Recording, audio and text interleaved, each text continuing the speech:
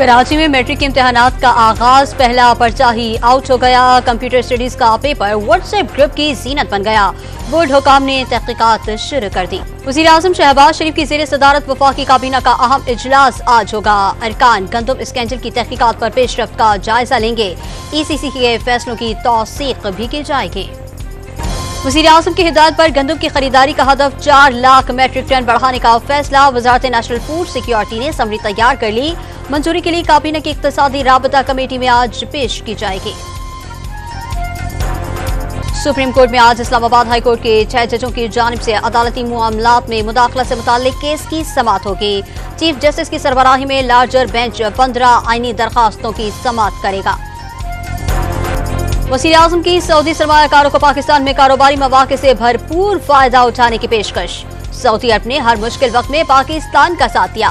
सरमायाकारों के एहसास में अशाइये से खिताब में इजहार तशक्कुर।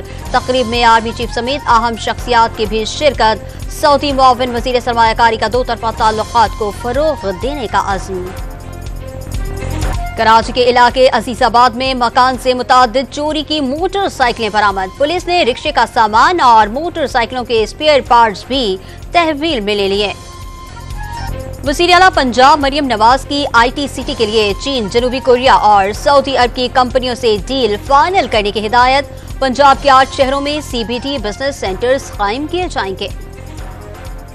वज़ीर दाखिला का ओवर बिलिंग और बिजली चोरी रोकने के लिए क्रैकडाउन तेज करने का हुक्म। जिम्मेदार अफसरान के खिलाफ बिला इम्तियाज कार्रवाई जारी रखी जाए।